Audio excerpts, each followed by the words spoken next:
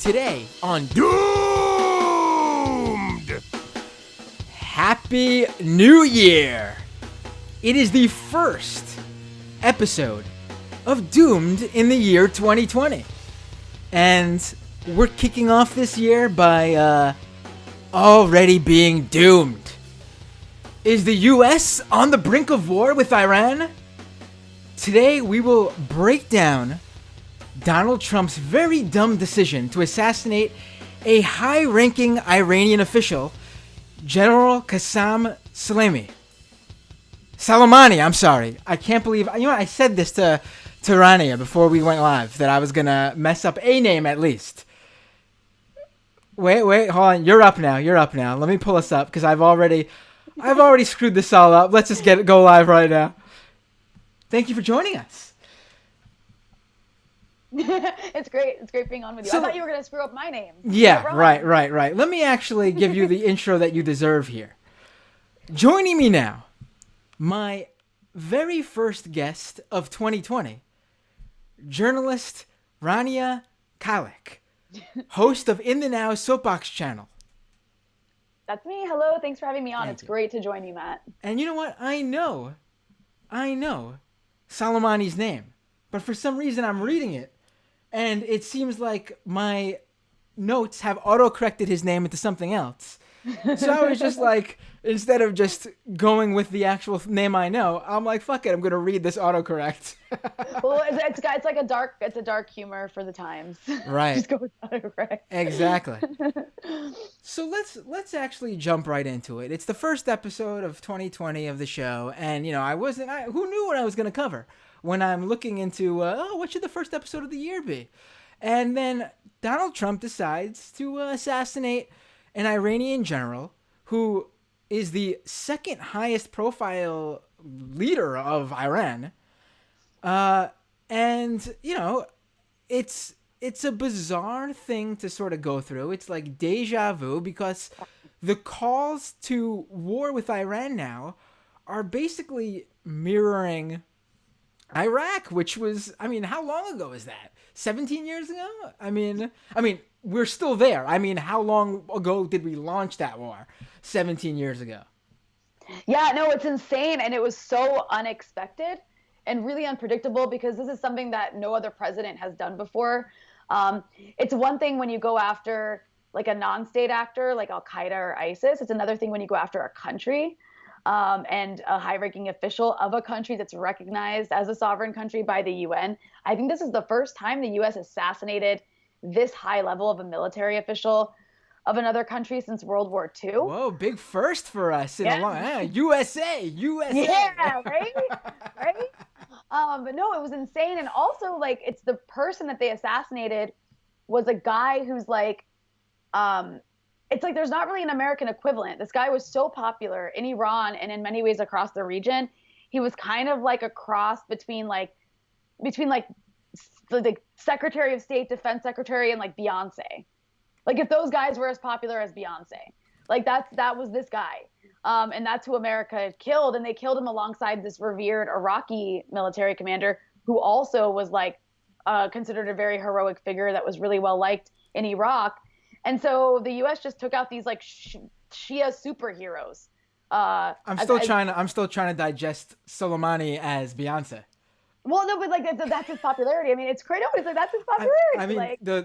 The video I've seen of the mourners filling the streets in Iran, it's unlike anything it even tops those crazy videos of when Kim Jong-il died and people were in North Korea were out on the streets bawling. It's not as over the top the reaction like in North Korea, but the numbers of people was just, the idea that, and right, but maybe we're getting a little bit too far ahead of ourselves here, but I got to bring this up. The idea that Secretary Pompeo would go on TV just days before that and say how he saw a video of like a couple people in Iran dancing in the streets, and then super cut to the massive crowds of mourners. It's like, my God, it's like what do they take us for? Fools?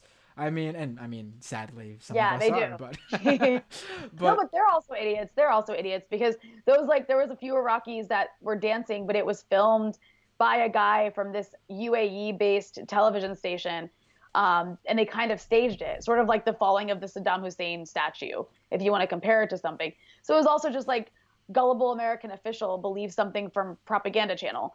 Like, but even if some people, I'm sure there's some people in Iraq who are happy. Iraq isn't like a place full of, one kind of person. right. But that said, it's like I mean, it was also a really stupid decision from the perspective of American empire and imperialism. This was a terrible thing to do. Like you just made a region-wide martyr out of a man that you say you hated and despised, and you brought together Shias across the region are like more united than ever before. Like 2 months ago, there was protests in Lebanon that were like kind of turning anti-Hezbollah. There was protests in Iraq that were becoming anti-Iran. There were protests in Iran. That's all gone. Like that sentiment at least is gone right now. So like the U.S. totally shot itself in the foot as far as pursuing its own policies, and now it's being pushed out of Iraq. So it's like in a dark irony kind of way, it's almost hilarious, even though it was a really scary situation which just happened, because Pompeo, and this he was the brains of all this, is such an idiot.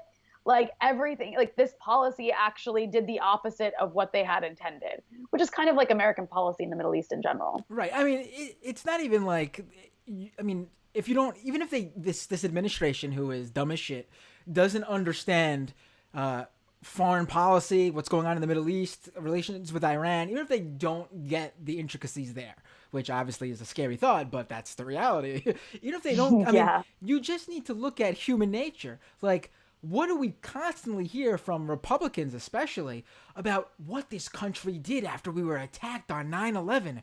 We all came together. I mean, it's not completely 100% true if you were a Muslim in this country or if you looked like a Muslim and were in this country. But in the broader sense, yeah, a lot of American-looking people, is in the sense of what Republicans think Americans look like, did sing "Kumbaya" and come together, and they still to this day think we all came together. But they have that reality. They should know that, hey, over there, that's gonna be a thing too. I mean, it's crazy. They wouldn't even like connect those. It's not even just with Iran. I mean, in Iraq, like the U.S. killed this guy on Iraqi territory. They killed him and they killed an Iraqi, a high-level Iraqi, on Iraqi territory. So Iraq was like so offended that the U.S. basically started a war on its territory again. But they were extremely offended. And now in Iraq, 2 weeks ago or a week ago even, yeah, like a week ago, Iraq was sort of in between America and Iran. And now there's zero space politically in Iraq for anyone to be publicly pro-American. Like they'll be, hunted down by a mob, Right. if they are. So, I mean, yeah, it's a completely counterproductive strategy as far as like for pushing American interests go, which is a little bit funny to watch, but it's also really scary. I mean, what Trump did was like super insane. It really would be like if the Iranians killed like Mike Pompeo. Like that, I mean, that would be like the country would be like, holy crap, what just happened? And we would go to war. So it's like asking for it. It's just the most insane thing ever. And it was all, Mike Pompeo's, it was all his idea, and he convinced Trump of it because he's kind of the only person surrounding him. So I guess like what becomes scarier when you've got this tit for tat thing going on afterwards is like now you just don't know how Trump and his administration is going to react. Like you begin to wonder if Mike Pompeo wants Trump to like nuke Iran, would he do it? Right. But then you also have the way Democrats were behaving. Except for Bernie Sanders and like Ro Khanna and a handful of others, the majority of them, while being like this was a bad move, would preface all of their statements were like, look, I'm shedding no tears for this guy. He was super evil. And what's funny about that is like people are complicated. Nothing is black and white and nothing is simple. This was an Iranian general who played a huge role in leading the fight against ISIS. ISIS is like the Middle East version of Nazis. And he cooperated with the U.S. to do that. Like there was a period of time when the U.S. had to kind of like put its anti-Iran sentiment in the back pocket and, prioritize the fight against ISIS because ISIS was taking over vast swaths of territory. And this guy cooperated with him. He also cooperated with the U.S. after 9/11 to help track down the Taliban. in various parts of Afghanistan. He only stopped doing that after George Bush called Iran a part of the axis of evil, and then they were like, "Screw this! Like, I'm not helping you. If you want to come after us, we're not helping you." So it's like a lot more complicated than it's being made out, and it's just, I guess maybe for me, it's a little bit more difficult to watch because like I live in the Middle East, and so it's just a little bit more closer to home to me when that's the response of like Pete Buttigieg and even Elizabeth Warren. They're just like, evil man, he was a monstrous murderer. And then you've got what's his name? Chris Murphy. Chris Murphy called Iranians. He was like, Iran is a country full of malevolent evildoers. That's what he said. He actually tweeted that. Right. But this was a wrong move on Trump. It's like, what are you guys doing as an opposition party if that's how you're going to start your response? You know, I'm glad you brought this up because I want to get to this even more in depth here. Let's, you know, the idea that the talking points here in the U.S. from all the politicians you just named and the media here, that and you saw this in a and this isn't U.S. but it's the same thing with a BBC interview with Jeremy Corbyn, where they're pressuring the politicians who are standing up and not calling Soleimani out for being a bad guy. They're basically like pressuring them to say the words terrorist or bad guy. And you know, this is even another thing. The idea that I get terrorist, fine. That's at least I don't agree, but that's at least an actual terminology that.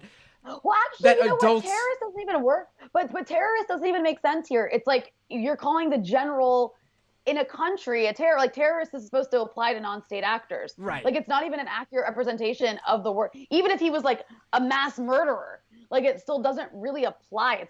It's like cartoon childish language. Right. To use towards other militaries. Right. But in the same sense, like I get that it's an actual word that like big boys use. You know what I mean? But like I like my son comes home from school and he's like saying President Donald Trump, and I'm like, oh, you learned about the president in school, right? And he's 4 years old, and you know, and he's like, oh, who is president? I'm like. We think he's a bad guy. Like I tell him, like he's a bad man. We don't like him in this house. He's a bad boy. Yeah. He's a bad boy. Why are 40, 50, 60, 70-year-old grown ass people using this terminology on air in our governmental like facilities? Like what are we doing? Like this is how we're describing someone as a bad guy? Like come on. He's a bad guy. And like, Iran's a bad actor. And like there's the video of BBC piling on Jeremy Corbyn to get him to say the word terrorist or bad guy. And then you have that video of I don't remember who was talking with Bernie Sanders, but Sanders was just like, listen, call him whatever you want. Like, just this is not the conversation I want to have, because in the long run, like, you know, it's we could have a media criticism about this, and it is an important discussion. But for a senator to talk about, what he should be talking about is not going to war. Who cares what you want to call Soleimani? Like, it's just ridiculous. No, it's really stupid. And, you know, you even had Michael Bloomberg attack Bernie Sanders for calling it an assassination, which I thought was really funny. But then Bloomberg's asked, he attacks Bernie for calling it an assassination, but then he was asked what he would call it, and he goes, "Use whatever word." I'm sorry. Let me use my Bloomberg voice. It's like he said, "Get a dictionary." Use whatever word you want. It's me, Michael Bloomberg. That's pretty good. I like how high pitched you got. That was really good. It's a long running gag with Michael Brooks from the Michael Brooks Show, where for some reason on the Majority Report, long time ago when Bloomberg was mayor of New York, we would do we would do our Bloomberg impersonation, and for some reason, as he got more, this was during the Occupy time, as he would get more ridiculous with what he would say, our voice would just get higher pitched to the point where he sounded like just Mickey Mouse. But that's been my Michael Bloomberg since that time period. But this is a guy who doesn't want to pinpoint which word he would use for the assassination of of another country's military leader. But he's fine with he knew exactly what he wanted to call the NYPD when he called them his own personal army. I mean, right. Well, he also actually, when a journalist asked him, what would you call it? And his response was like what you said, I don't know. And at one point he goes, you go get a dictionary and figure it out yourself. I opened up the dictionary, and you know what word I came across? Assassination. What? Come on.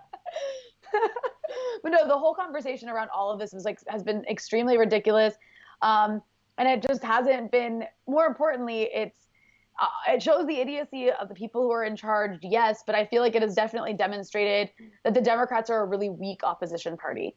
At a time when Trump does something insane, you should just be able to oppose it and do something about it, and not spend all your time actually giving the other side fuel so they can have these stupid arguments over terminology. It's so, and we can talk about, for me right now, the big issue with what they're siding with Trump with, I mean, along with Iran, is his new NAFTA agreement. And it's like, Christ. Okay, I didn't even know about that. Yeah. Trump has a new NAFTA agreement. I didn't even know this. Yeah, it's called like the U.S. I can't even remember and friggin' Sherrod Brown has come out for it. And then Warren Are you kidding me? Bernie is the only one I've seen who's come out against it. And Bernie's main reason is twofold. One, it's not strong enough, which, of course, obviously. But even if you want to use the excuse that something is better than nothing, okay, use that excuse if that's your politics. But then the second reason is undeniable why you cannot support this. This new trade agreement, North American trade agreement, has no mention of climate change whatsoever. Ignores the issue completely.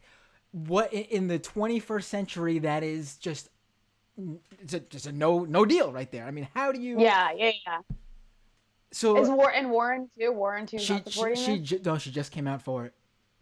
Oh, okay. Well, that's good. Right. Yeah. That's good to hear. Yeah. It's not to go off. We're here to talk about Iran, but not to. It's I liked Warren a lot. No, but it's like I liked Warren a lot before she ran for president, and I still think she's second best to Bernie. There's a long space in between the two, but man, I went from really liking her, a strong second to Bernie, to being like, man, she's disappointed me in so many ways, and obviously her stance. I 100% agree. I mean, I 100% agree. And you know what? The thing is, I actually don't think this version of Warren that we're seeing is the real version of her, because she's not been like this for many. I think this is what she thinks she needs to do to get elected, and that's it might be the people around her, it might be the advisors around her, but like she kind of backtracked on Medicare for all. She's still talking about canceling student debt, which is good. It's not as strong as Bernie's. And on foreign policy, she's way too soft. Right. Like even things she's good on, she backtracks so quickly. Like when she was on with Meghan McCain, she yesterday, I think she was on The View. She did a really, really good job talking about her wealth tax, and she didn't even let Meghan McCain talk. Like she pretended she wasn't there. But then when it came to Iran, she just suddenly got all weak and just gave in and caved immediately. And she's like that on foreign policy. She supports sanctions on various countries as a mechanism to, push for she'll say the sanctions on Venezuela are good. She'll say the sanctions on Iran are a good idea. So on foreign policy, she almost becomes hawkish. I wouldn't say she's like Hillary Clinton, but she's definitely not, she's definitely more to the center than Bernie Sanders. I mean, it's shocking the turnaround from 2016 in terms of who the foreign policy candidate is. I mean, Bernie, don't get me wrong, Bernie in 2016 was right on foreign policy, but I mean, he's just not, as someone who just wasn't he focused on domestic issues. Foreign policy wasn't his forte as a senator, even though he had the right positions on it. Obviously he was going to be outmaneuvered in terms of Hillary Clinton's knowledge. Say what you want about her opinion, her view of foreign policy was wrong, but she was very knowledgeable of the issues, the players. You weren't going to out-talk her in terms of foreign policy. Yeah. But now also, I would say with Bernie Sanders in 2016, and I think he's gotten even better at this, and that one thing that really impressed me with him was his ability to listen to his base and readjust. And that's what he did with Palestine in 2016. Right. And he's only gotten better on the issue. I remember being really irritated with him initially because in 2014 when Israel was bombing Gaza, people at one of his town halls were demanding he say something about it, and then he sided with Israel and threatened to have them arrested. And I was this guy sucks. But then he listened to his base, and they people talked about it. He had Cornel West, you know, as one of his guys like whispering in his ear, and he had Linda Sarsour, and he had other people around him who are good on this issue. And then you had him at the Democratic debates, like calling Palestinians human beings, which sadly is like a really big deal. I was in the press area at that Brooklyn debate with Hillary and Bernie in That April of was 2016. huge. And I remember sitting there and just hearing that part of the debate. I was like, no matter what happens, he just changed everything. Like, this was Yeah. a huge moment in like just our politics. And I would frankly say that there was a before and after that debate in terms of how the country has talked about Palestinians, at least in terms of just even the mainstream Democratic base, not talking about the politicians and Congress people, but you just hear it even with people who support the more centrist candidates. I feel like there was a turnaround where they were suddenly felt like, you know, they can actually criticize Israel when they're bombing the Palestinians instead of just saying like 100%. Oh, well, you know, Hamas shot a rocket first over there. You know, no, they could now just actually say this is just a disgusting display. It's just the retaliation is not equal at all to whatever they're claiming the Palestinian side did to them. Exactly. No, 100%. And that was for me. I mean, that was a huge deal. Just hearing like a presidential candidate on a Democratic stage say what he said was huge. But then beyond that, I mean, I think he's gotten a lot better speaking about foreign policy, and speaking. You know, he doesn't always have the perfect position, in my opinion. But like, I was really impressed after Bolivia, when he was, I think it was at a town hall, and Jorge Ramos was like trying to like corner him. And he just straight up called Bolivia a coup, and it was a really big deal to say that. And I was like, yes! Like, every time he does something like that, I'm like, yes! Right. No, it's... And then with the whole Iran thing, like, he's at the forefront of trying to make sure we don't go to war with Iran. Like, you know, like 6 months ago, he made this really cool video talking about how he doesn't take back or apologize for anything he's done, whether it was like opposing the Contras in Nicaragua or like opposing a war with Iran now. So he's definitely demonstrated that he's receptive to his base. I don't know if Warren is right on those issues. Right. Yeah, I just don't. It's you know, it's amazing to watch. Just anyway, on that note too, in terms of what that video of Bernie, his Iraq war vote. If you don't connect everything that happened in the lead up to the Iraq war and everything that's happened after it since, after we went to war there in 2003 since. If you don't connect it to what's going on in Iran, then you just don't get what's going on. Like, I see people saying like, "Oh, who cares about a vote that was 17 years ago?" It's like, no, like, it's directly connected, especially to what we're seeing right now. And I mean, it shows that it's not only just even about showing that this guy had the foresight. It just shows that, you know, part of the reason not to go to war in Iraq was because of destabilization in the region. And if you don't think what's happening over there has directly affected our relations even more so with Iran than they already were, I mean, it's just, you know, even more so than that. Whatever you want to say about Obama, one of his crowning achievements is the Iran deal. It was, you know, the fact that we were on these terms with Iran after the bad blood we had with that country, and just the rhetoric surrounding any time a politician would speak about Iran. The fact that he was able to get that done, he went out of his, you know, he put it on his legacy on the line there. You know, it's one thing you could really say Obama did a good job on.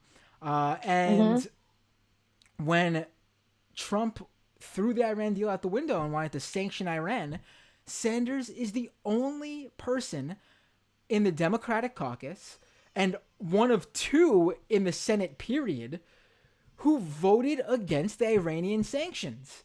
I mean, and that by the way was done too. Like, I think he said, Sanders, when he voted his no, said it because it was 2 days after Iran had been attacked there was like an ISIS attack inside Iran. It killed like 80 people or something insane like that.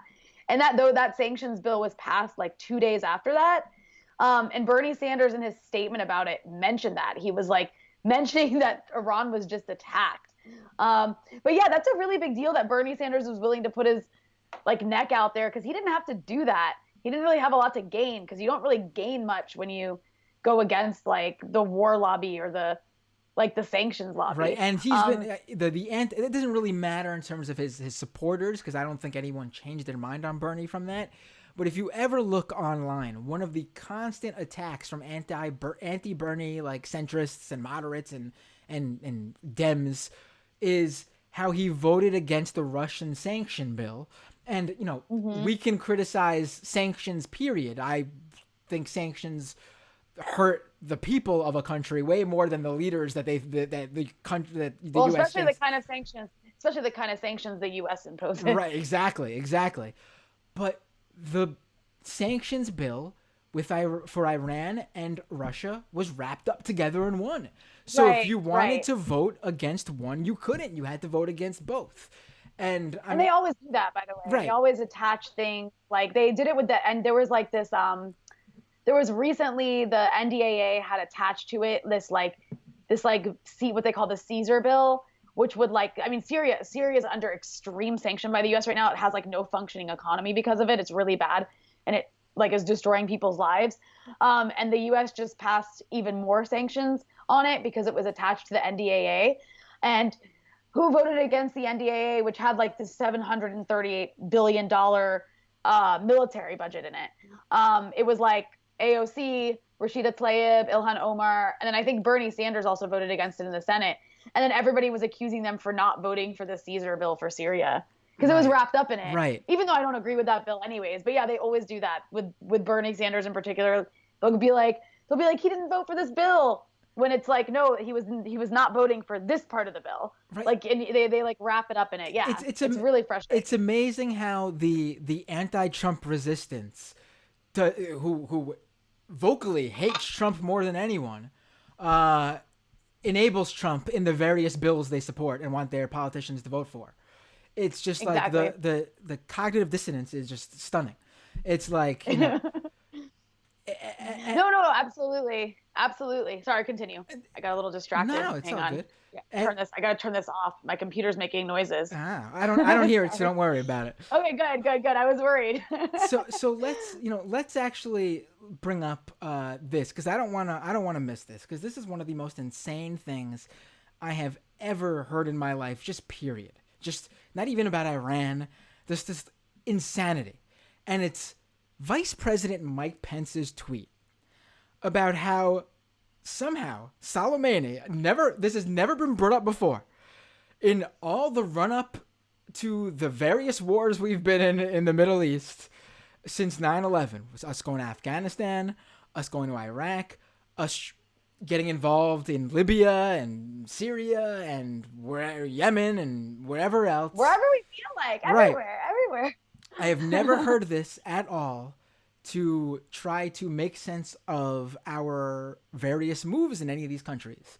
And that is that Mike Pence tweeted that Soleimani assisted in the clandestine travel to Afghanistan of 10 of the 12 terrorists who carried out the September 11th terrorist attacks in the United States. Now, if this was true, this would, or not even if this was true, if this is something they came up with even 15 years ago, it would have been, the bells of every, we would be like, that scene in Game of Thrones where she's ringing the bell and going shame, but she'd be repeating everything Mike Pence just said over and over again. It's like, I don't know what to say. I don't even know what to say to it. He also got the number wrong. It was 19 hijackers. Right. Well, he said 12. He's 12. Yeah, right? He said 12. Right. He's like 12. I didn't even notice that. Right. Wow.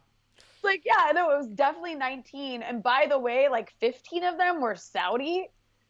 Well, maybe when he says 10 of the 12 terrorists, which means that maybe he only thinks 12 of them were terrorists. Exactly, because maybe he thinks the others were all Saudis. So yeah, exactly.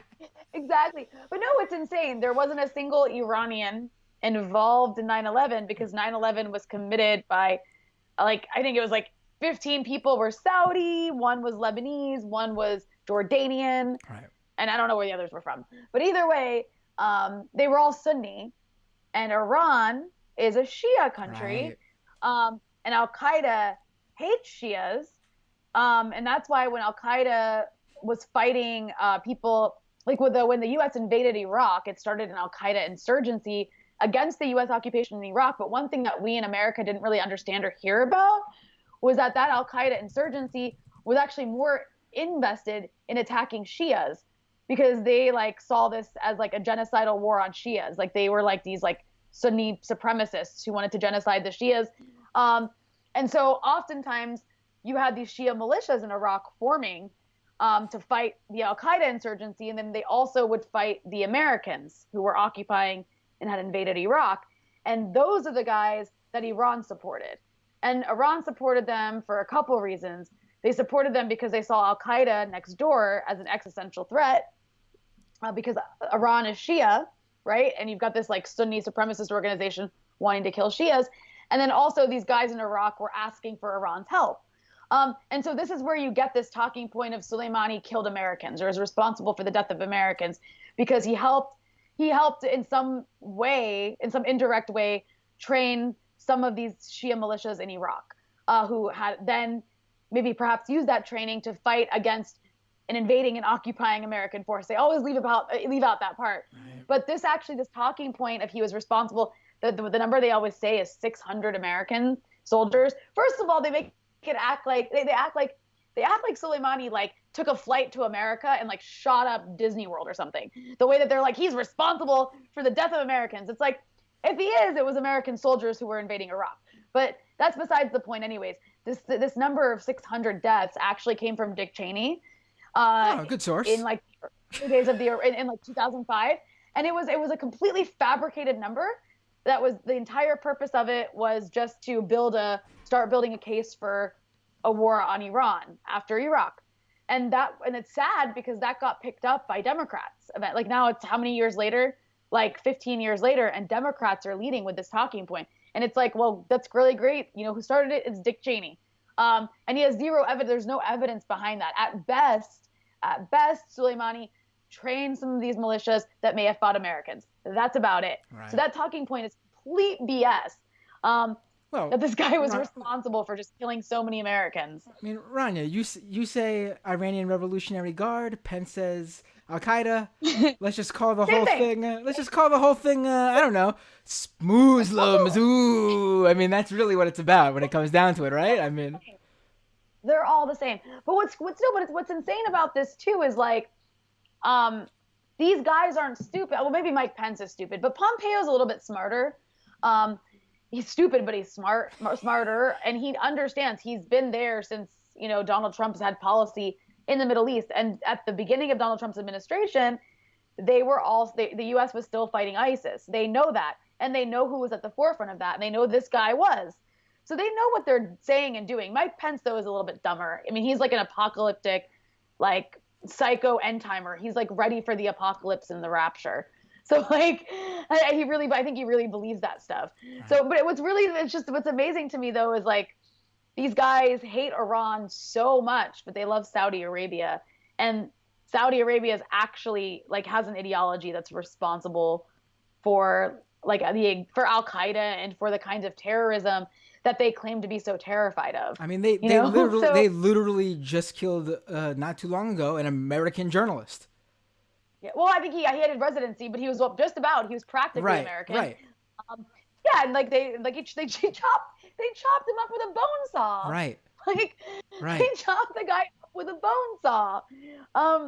But apparently, I don't know the whole story that they're pinning. I know you've been mentioning how like we claim that the Trump administration claims he indirectly killed 600, but apparently there was a U.S. contractor that was recently killed by something that they're claiming Soleimani was involved in. What's the story? Yeah.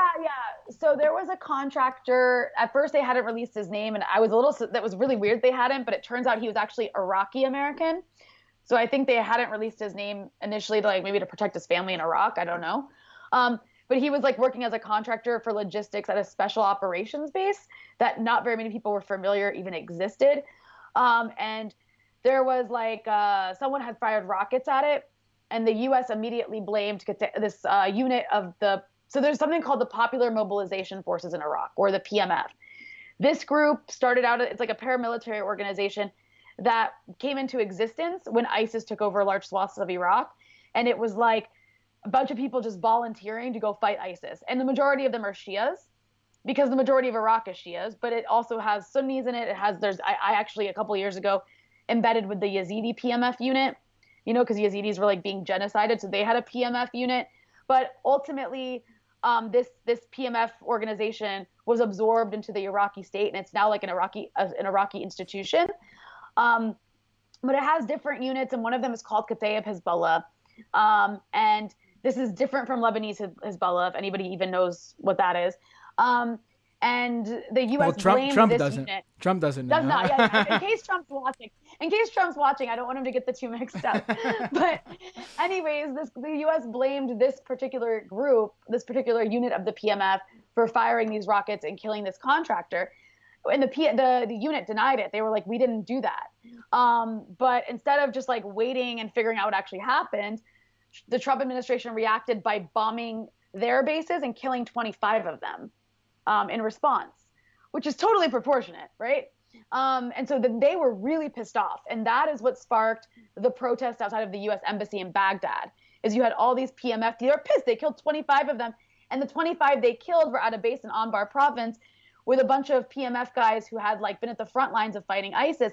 And in Iraq, there's of course a lot of divisions about how people feel about the PMF because it is close to Iran, because Iran did help equip it. But that said, the majority of Iraqis look at the PMF as like a group of heroic people who volunteered to save the country from a psychotic like death cult. Right. So when the U.S. kills 25 Iraqi soldiers from the PMF, that's a really big deal. People were outraged. They went to this $1 billion U.S. embassy. It's like a fortress in Baghdad in the green zone. And they surrounded it. They threw Molotov cocktails at it. They broke some windows. They wrote like graffiti on it, making fun of American leaders. And this, like, to watch was like a huge embarrassment for the Americans. And so Trump and Pompeo are watching, and they were really pissed off.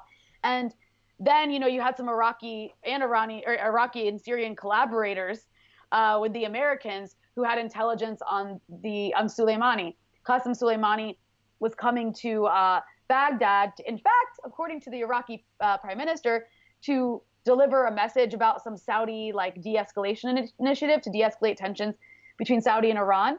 And the U.S. got wind of that, and Trump found out, you know, Pompeo was like, we got to kill this guy. We've got him in our crosshairs. And Trump's an idiot, probably didn't even know who the guy was when he was told. He probably just thought, oh, it's another Baghdadi. Well, like, apparently they had, from what I've been reading, I don't know who they are. I'm assuming military strategists added the option to assassinate Soleimani as the crazy option so that Trump would pick something else, which they shouldn't have even given him that option. They shouldn't have. They're idiots. You know, they shouldn't have even given him that option. Thank you for calling them idiots, because I hear everyone, you know, what I've seen is people hear that and they go, Trump's a friggin' idiot. He picked the crazy option. Well, actually, what a shocker. Yeah, that's not the shocker to me. The shocker is that apparently our military leaders, knowing who the president of the United States is, are so, like, they're the dumb ones for giving him that option and thinking he wouldn't take it. Yeah. I mean, are you kidding me? I don't know if they did. I don't know if they actually thought he didn't take it. I mean, this may have been people who were, I think Trump's an idiot, and this really may have been the people surrounding him. Like, they know he's going to pick the most belligerent option. He's a blowhard. That's what he does. So by doing that, they like set it up for him to kill this guy. I mean, and Pompeo convinced him. I mean, according to all these like reports by officials who were involved, like Pompeo and Mark Esper, who he like went to West Point with, and they're old buddies. And then this other guy, Tilly, who's like the Joint Chiefs of Staff guy, they were the ones whispering in his ear and surrounding him. And like, remember like a few months ago, it was crazy. Like, you had Jim Mattis, who himself was a really belligerent guy, being like the voice of reason. Right. Like, he was saying, you know, don't leave the Iran deal. It was important to have people like that around because it would act as like a counterweight to these other guys. But now Trump is like only surrounded by crazy people who like know how to like to use him to their advantage. Like, Pompeo totally played Trump. I'm not saying that to excuse Trump, but Trump is like an idiot who just wants to like bomb, you know? Right. He doesn't know anything else. And I guarantee you he was told, you know, we got Qasem Soleimani in our crosshairs, and he probably had never heard the guy's name before. Like he was probably like, who is that? Like Right. most Americans, by the way. I Oh like yeah, how this guy all became the #1 bad guy overnight. Like right. no one's ever even heard No, of it's a him. great, that's a great point that I'm glad you brought up because literally, like, yeah, I was like, I saw the name. I'm not, this isn't my expertise, and I was like, the name sounds familiar. I have come across his name before because I do talk about Read. politics, yeah, and I read, so but like, it wasn't like I saw the name and I was like, got him, yeah, we did it. Like, it wasn't like.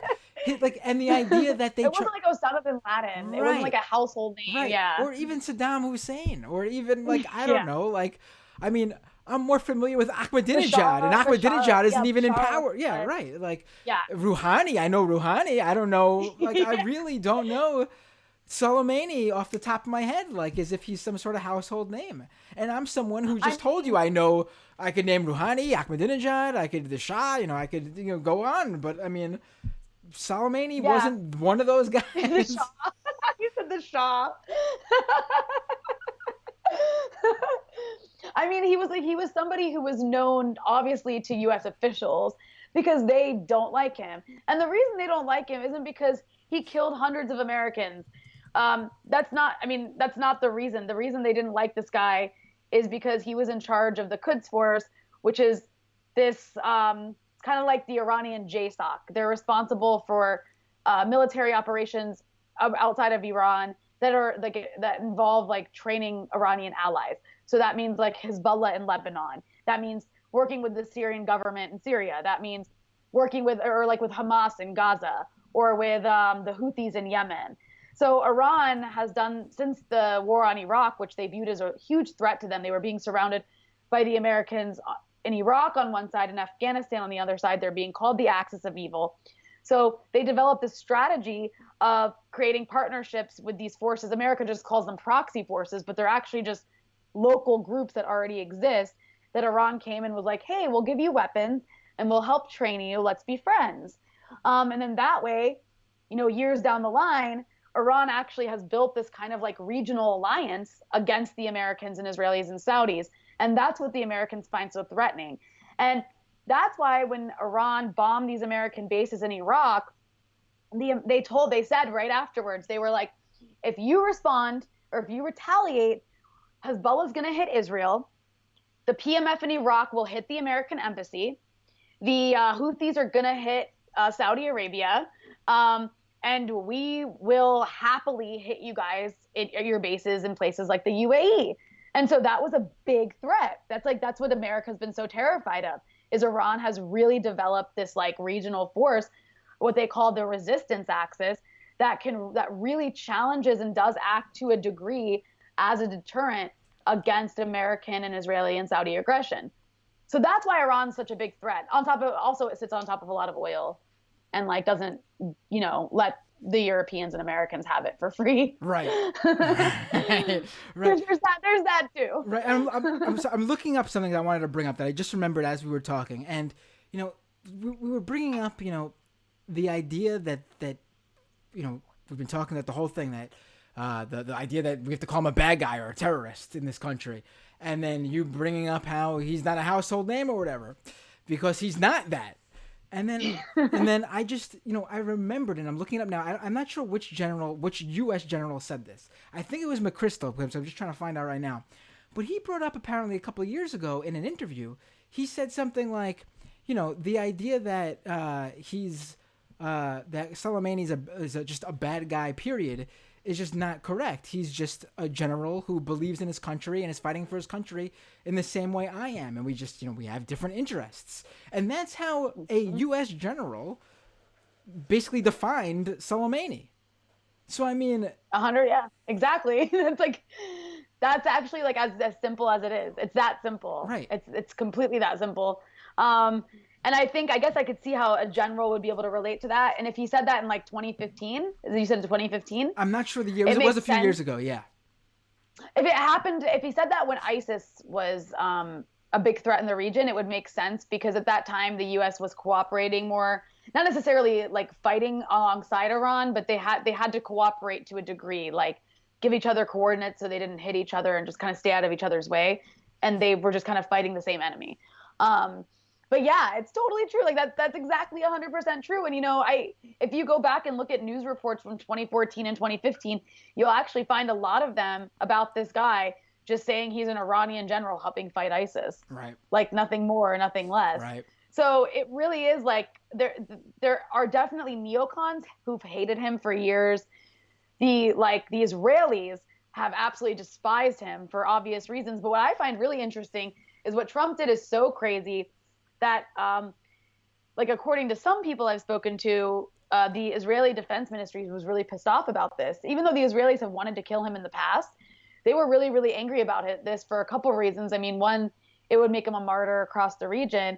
And then also from their perspective, now, like, if they wanted to counter him with some, like, other Shia who would be a leader that would like Israel, which wouldn't even really be possible. But let's say they wanted to try, like, that's definitely not possible now.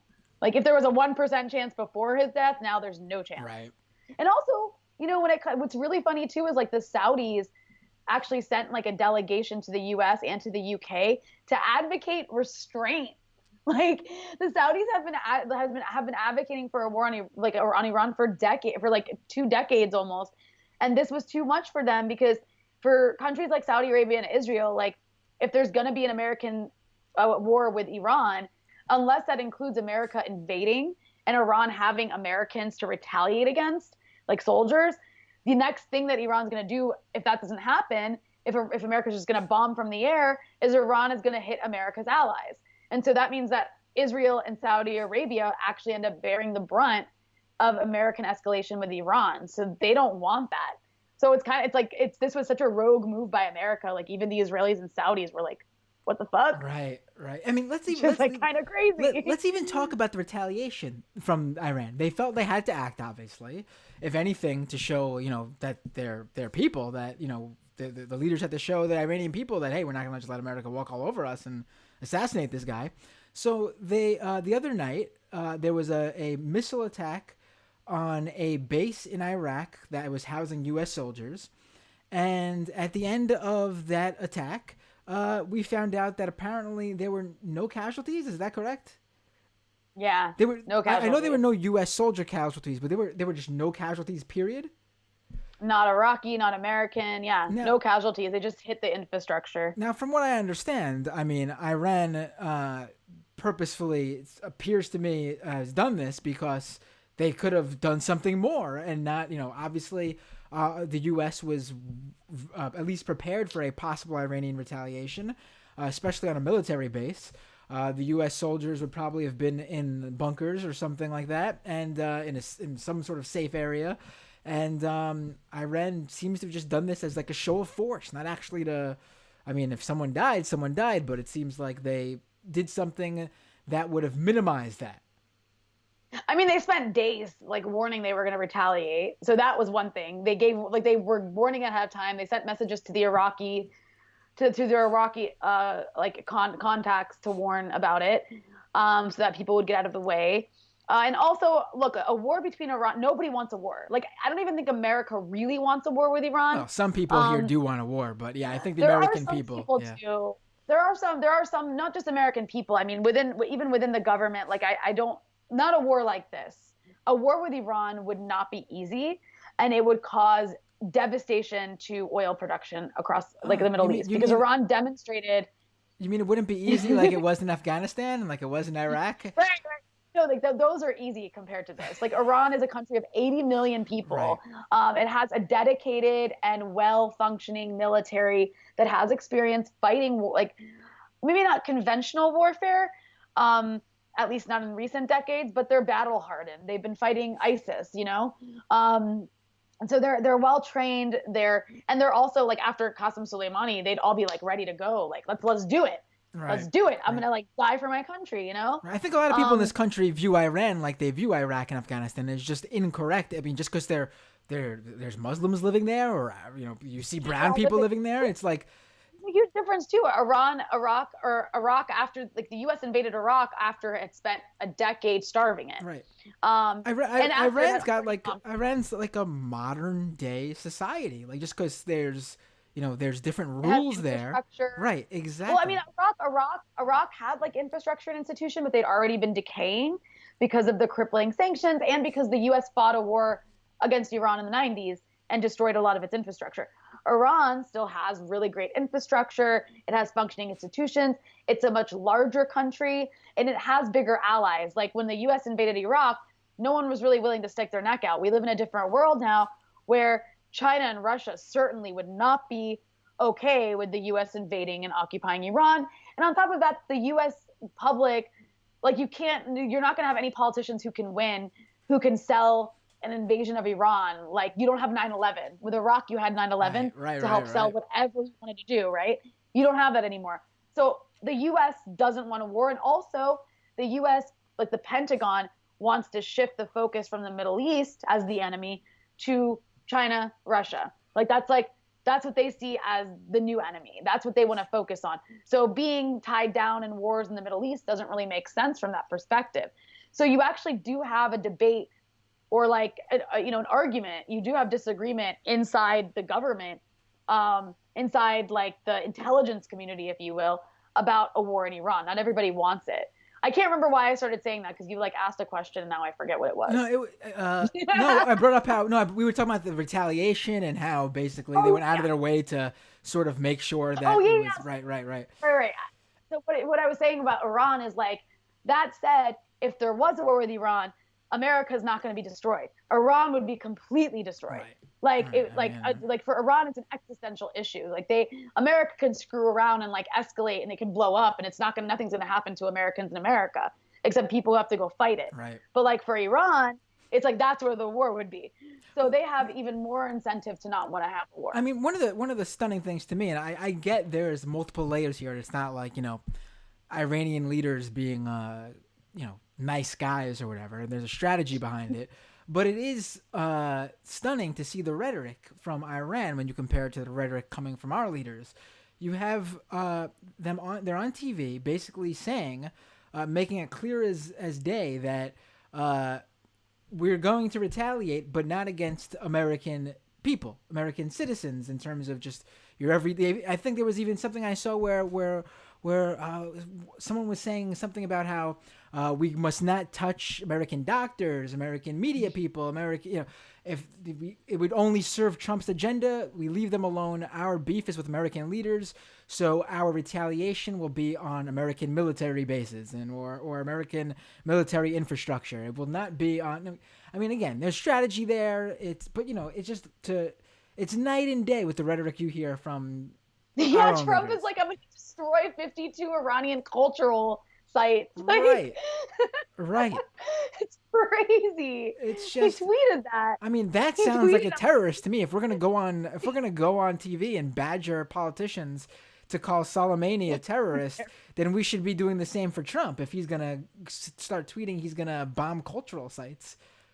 Trump is actually like, in a way, as insane as he is, I think Trump really does, he's kind of like embodies what America actually does do. Because in its wars in the Middle East, America has bombed cultural sites. Maybe that's, for sure. It's kind of just saying what actually happens, but nobody says it out loud. Right. No, that's the crazy part. That's exactly it. That's a great, because in general, the people who are like, oh, Trump doesn't represent Americans. He's an aberration. No, listen, he's a terrible person, but the dude is like, if you were to say to someone before he was even president, if you were to ask anyone outside of America, name one individual who just embodies what you think of when you think of America, I would not be shocked if people said Trump. He's a real estate mogul, piece of shit, reality TV star. I mean, it's everything. Eats like shit. I mean, eats like shit. Like Americans, the stereotype. Exactly. Obviously, I'm not shitting on every American, but it's the American stereotype, right? It's the stereotype. Yeah, exactly. And Trump is the quintessential American asshole. Like he is the perfect embodiment of it. He has a spray tan. Right. Yes, and not even a good one. Not even a good one. He's got you can see his actual skin around his eyes and his mouth, like he's like a reverse clown. It's like Sometimes I wonder if he just does his face. Like if underneath it's not. Well, I'm not thinking of Trump underneath. I don't Nice want to know what you're thinking know. of. So bad. It's so bad. But no, he's like disgusting and he's like physically repulsive, but he does represent the negative I don't know. stereotype of There's Americans. some pictures, It's Rania, just like where loud, rude. there's some pictures where Trump's looking thick. I mean, So, dude, the guy is like, no, it's like shocking he hasn't had a heart attack because he eats like burgers every day, or at least he says he does, and like he doesn't look healthy. right? He is not. Um, Yeah, you know, it doesn't look healthy at all. it's but you know how it works. The worst people in the world end up living to be like they treat themselves like shit, and they end up living to like 110. That's gonna be It's just not that's right. gonna be It's that not right. guy. At least like with at least with Dick Cheney, he like actually became like half cyborg. Like he has like a Right, mission. He like, and he had to take someone else's heart. right. Like he had to like harvest somebody else's heart. With Trump, it's all his own organs, and he's still alive. Right. Um, He's still but no, alive. I mean, So let's talk about all right. So since we there's a few more things I want to talk about really quick. Quick. So we have anti-war protests throughout the country. Obviously, you've mentioned how people in this country don't want to go to war. We have the House passing the War Powers Resolution to basically limit Trump's military action.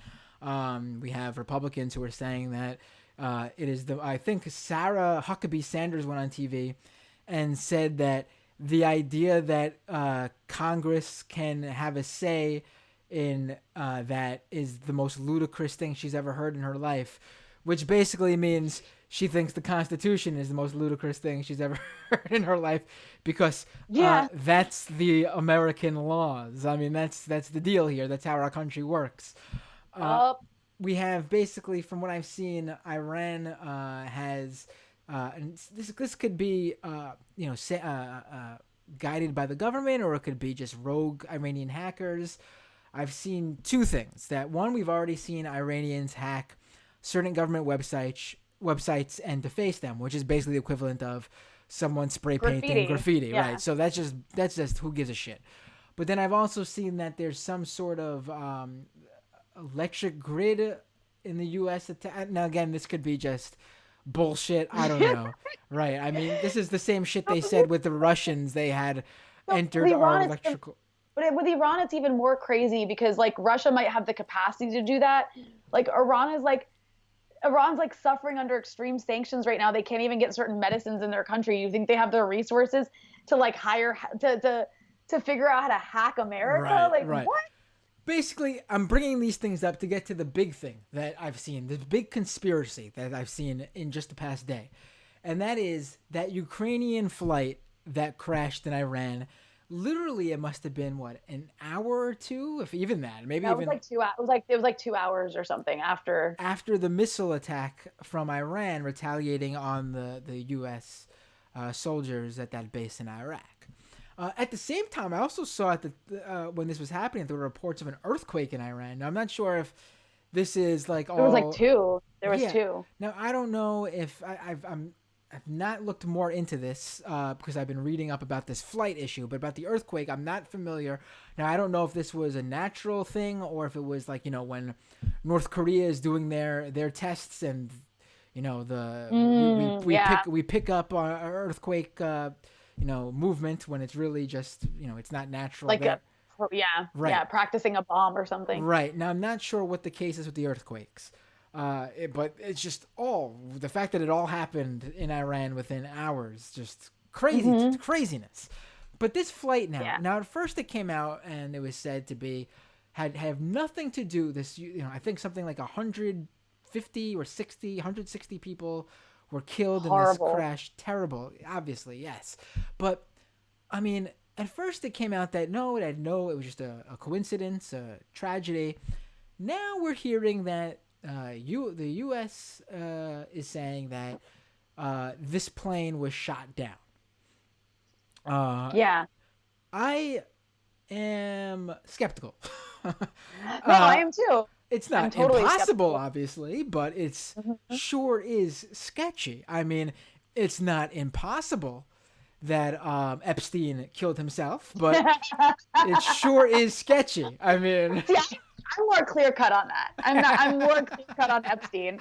That Epstein did not kill himself, but that's besides the point. But listen, there's a possibility. I'm not saying it's likely. You're right. But You're it's right. a possibility. Yeah, it's totally possible that somebody coerced Epstein to kill himself. Right. But for in all seriousness though, with the flight, I'm someone who I'm actually scared of flying. It's kind of embarrassing, but like I fly a lot, but like every single time I freak out and have to like take a Xanax. Because never fly in a well, I'm sorry to say this to you, but never fly over countries that the U.S. has beef with, because you never know when an accident is going to happen. Whoops, and you know we're obviously not even going to apologize for it. So I mean, like in Iran, the U.S. did shoot down an Iranian commercial airliner in 1988, and you literally refused to apologize for it. That's the famous quote from George H.W. Bush, where he was like, I will never apologize to the United States of America. Not now, not ever. But with the recent plane, I mean... Rania, let me just, sorry to interrupt you, but let me just say that if I am ever president of the United States, this is my promise. the very first act is that I'm going to apologize for everything. You're gonna be really upset when you run for president, and somebody's gonna dig this up, and they're gonna find you saying that, and that's gonna be your downfall. I will run on that. I will say the first thing. Listen, it's my day one promise, and when I say I'm gonna apologize for everything on day one, that day one might last for like 72 hours because there's gonna be a lot to apologize for. Yeah. But in all seriousness about the flight, the reason I bring up my fear of flying is because I'd rather it be like not an accident of like, I'd rather it be like somebody shot it down, because I don't like the idea of planes having mechanical failure. But of course, that's absolutely a possibility. Though something seems a little bit more fishy about this, it's totally plausible that Iran's anti like aircraft defense missiles may have accidentally shot it down. That also seems like a weird thing that would have happened. Just because of some of the details, like the plane turned around and headed back to the airport. And also there was other planes taking off. So like, why wouldn't it have shot down in the other plane and just this one? But then of course it's still totally plausible. I'm not an expert. And then the other possibility that's not being talked about, but I think it's just as possible as these other scenarios, is it might have been a terrorist attack. Like there's like this Iranian opposition group called the MEK. Maybe it was them. I don't know. That's probably even less likely, but who knows? The point is we don't know. And what I am skeptical of is, even if it was an accident and it was Iran's fault, I am still skeptical of the agenda of U.S. intelligence agencies coming and saying that they know they have evidence Iran did this. Like, what evidence? It takes a while to investigate a plane crash. Like, it takes a bunch of countries getting together and cooperating with the different companies that involved in the airline to figure out what happened. You don't figure it out overnight. Right. And there's also the issue of like yesterday, when it was like a day, like it happened the night before, you had Western intelligence officials telling Reuters that this was just an accident. It was a mechanical failure. So why were they saying that a day ago and now they've changed their tune? Which makes me think it's just like they don't really care what happened. It's just a matter of like some sort of propaganda ploy for some reason. I'm not sure what. My point is I don't trust American intelligence officials, or really any intelligence officials. So I think it's healthy to be skeptical about what they're saying. And it could I'm open to any possibility, but I'm not an expert, and that's who should investigate it. Right. I had one last thing I wanted to talk with you, but you just brought something up that I totally want to mention. Weird how the Trump sycophants and the Fox News hosts who said that the U.S. intelligence, when we're talking about what they have on Trump, can't be trusted. Mm-hmm. They're part of the deep state, and they're liars and terrible people. And okay, I mean, I'm sure we agree with that in some. Yeah. But then all of a sudden, all this Iran intelligence that's being shared around. Oh, we can't question the deep state. We can't question the CIA and the NSA and the U.S. intelligence, and that stuff is they just must be skewed on the Trump stuff. Everything else is A-okay. Yeah, exactly. No, it's amazing to see the 180, but it also should be expected. I mean, these people are partisans at the end of the day.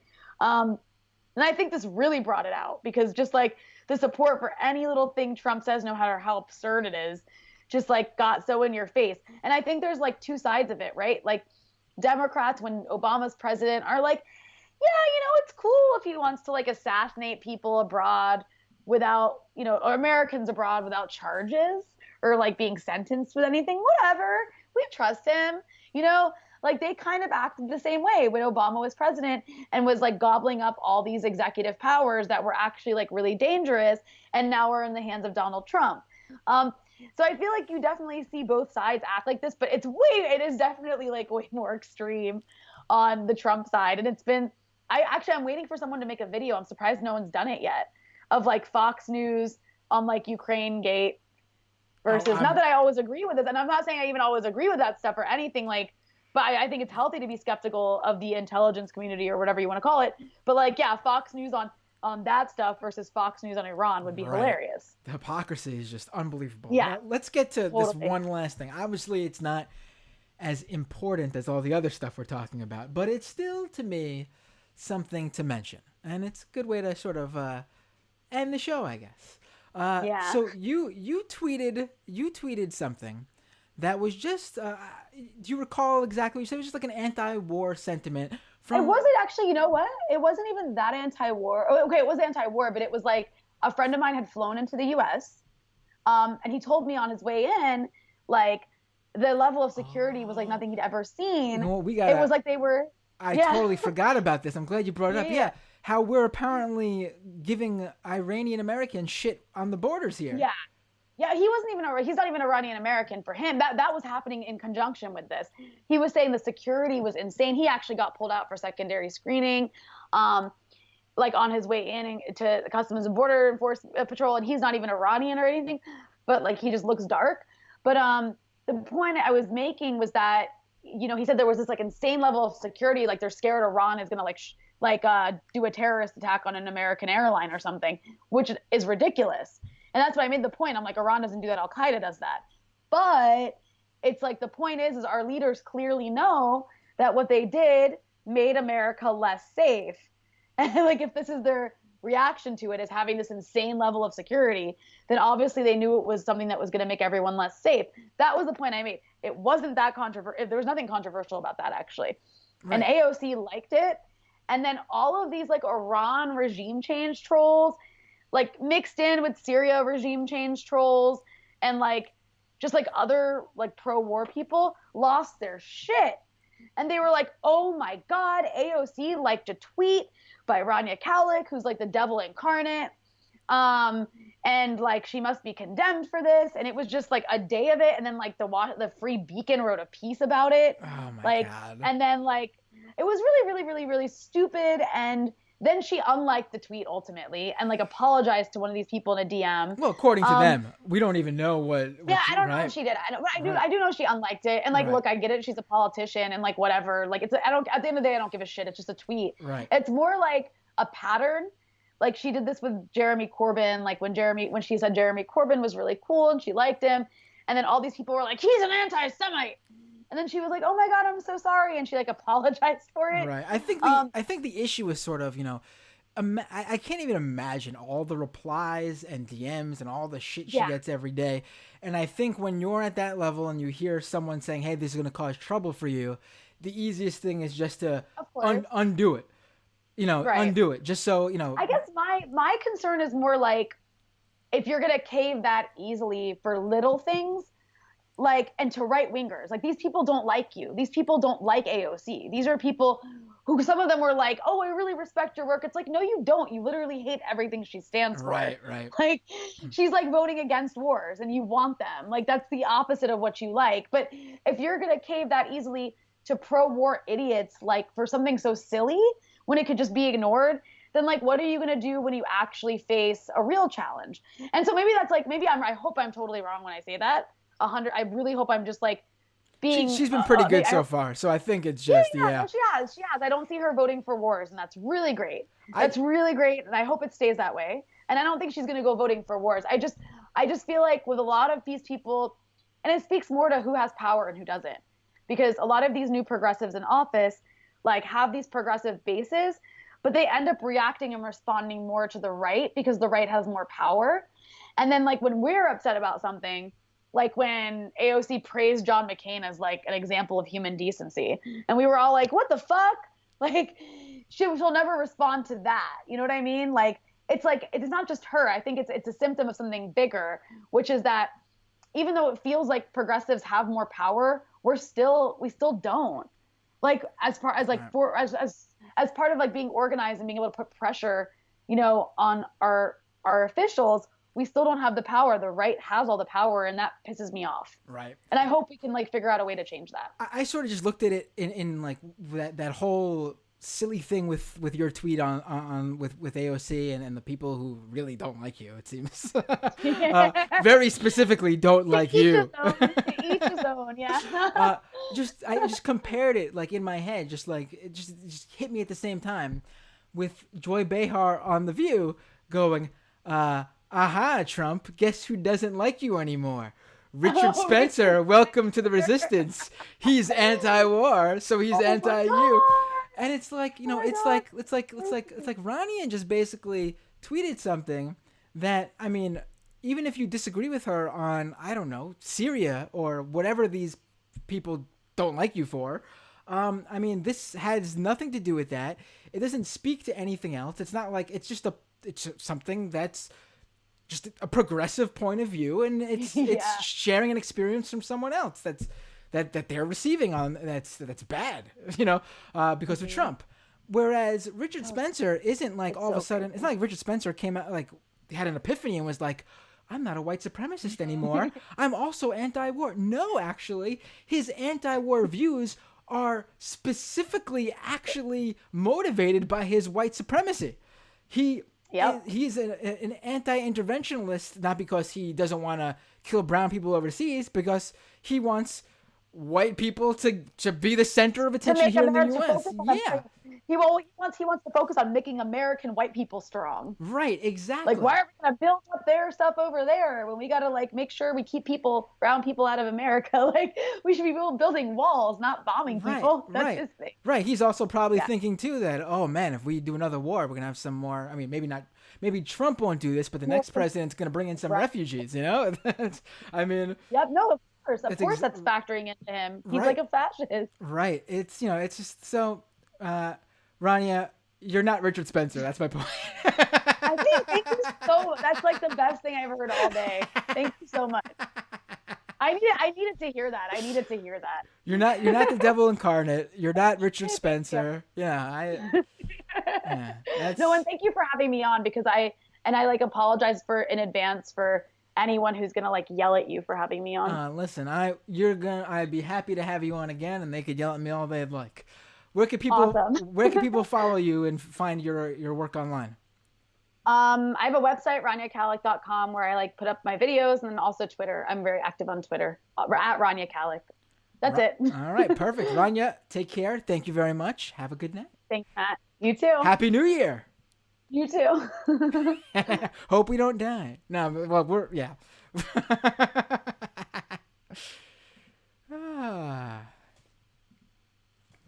Ladies and gentlemen, actually, before I go on, there's something I wanted to mention really quick. I saw some sad news today. This was sad because I mean, someone who was a longtime fan of progressive media, passed away. If you're on Twitter, you might be familiar with the user @Hoaxie, HOAXIE. This guy named Steven, and sadly he passed away on Christmas Day. I just saw the news online earlier today. I don't know if he was a listener of this show particularly, but I do know he was a listener of the Majority Report. And I do know that he followed me on Twitter, and we had some interactions online. And he had said he was a longtime Majority Report fan.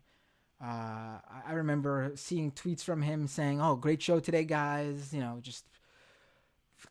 Going back well before the Majority Report blew up with the elections. I'm talking like 2014, maybe even earlier than that. and it's sad that anyone died, but in general, this was someone who was a friend of progressive media, a friend of progressives. He was a nice guy online, a nice guy on Twitter, funny, and died young. I believe he was in his mid 40s. So at Hoaxy, my condolences to his family. You know, take care of each other, everybody. All right, folks. Let me support this show by going to patreon.com/mattbinder. Follow me on YouTube, youtube.com/mattbinder. You can listen to the podcast at doomedpod.com. You could leave a review on iTunes, Google Play, subscribe on iTunes and Google Play.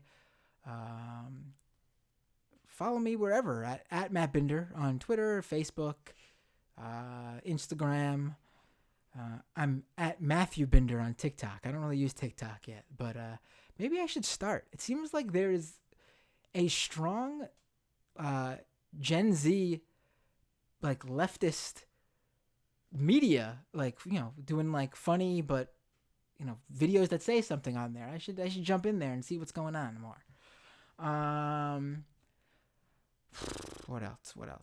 Oh, let me thank the patrons. Oh, also, let me shout this out now. Who was this? Someone gave a huge super chat. I'll read it in the second half because that's the patron where we read the comments and everything. But Big Olemio, thank you so much for the $50 super chat. Really appreciate it. That was too kind. I will get to your comment in the next half of the patron half of the show.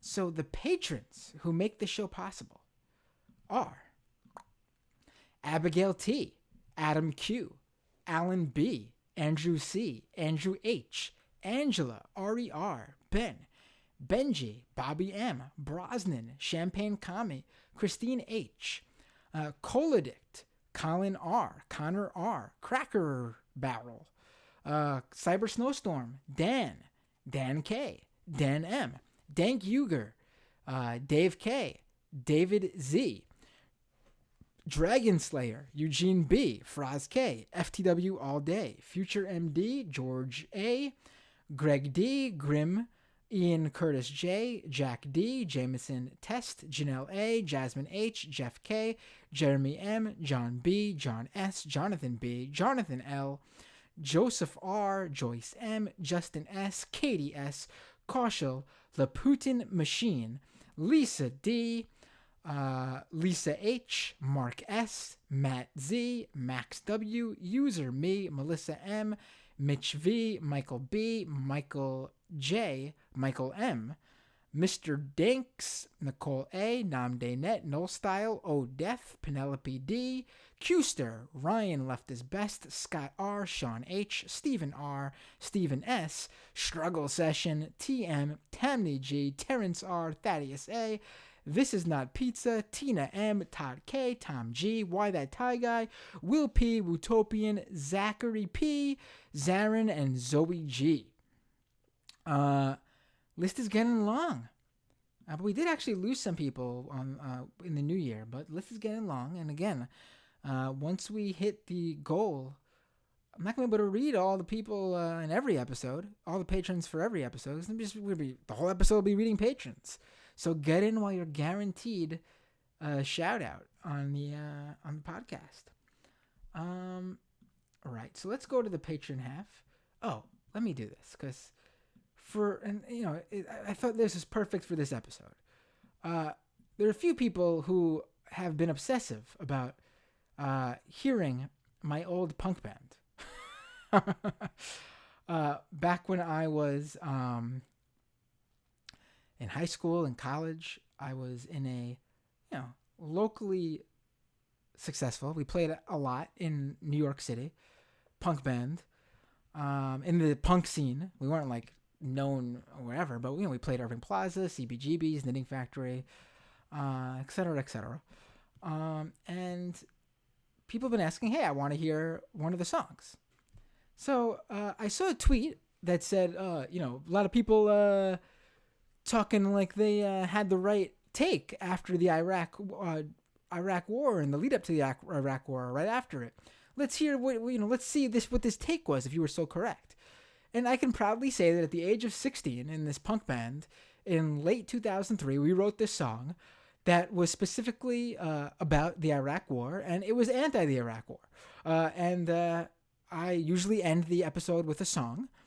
I don't play it on YouTube because I don't want the copyright strike, so I add it to the podcast. But this episode, because it's my song, it's my band, I own this song, I will play the song for you all, and that'll be the end of the free show. Patreon.com/Mapinder, once again. And then right after, we will get to the second half of the show for patrons. We'll start right after the song. All right, folks. So thank you all for tuning in. Happy New Year. And see you all next time on Doomed.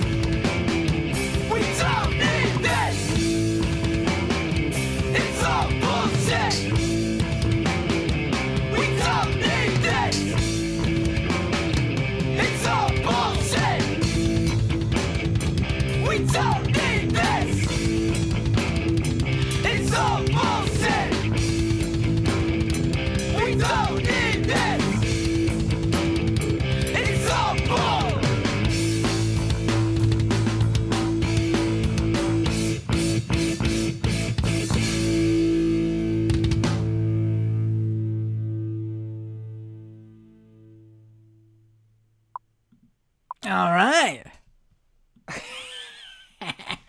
We are back on the patron half of the show. So, yeah, I see some people asking, I forgot to mention the name of the band and what I played and all that, but this is the patron exclusive then. There you go. So we were called IFC. Which was short for It's a Fucking Catastrophe. And with an exclamation point on the end of that word, by the way. So, like, against me. it's a fucking catastrophe. And I don't know if you guys noticed, we had dual vocals and gang vocals, but I was one of the vocals, and I also played bass. So that was, and Zoe says, where can I get it? Funny thing is, this song used to be on MySpace, but then MySpace shut down and lost all that stuff. So it's just nowhere online since now, until now. I dug it up from an old hard drive because of what was happening in Iran, and I saw that tweet, and I was like, I will show them I was right back in 2003. So my dad is saying, I remember that song. It was called In the Headlines. Yes. Thank you, Dad. Yeah. So maybe I'll put it up somewhere if people really like it that much. Damn, that song was 17 years old. Christ almighty, I'm an old man. All right. Let's go to the. Oh, let me read that because I still can't get over that super chat. Really, too kind, Bigelemio. You get the first, and you could always send the super chat at youtube.com/MattBinder if you'd like to give a one-off while you're watching the live stream. Patrons can do it too if they want to.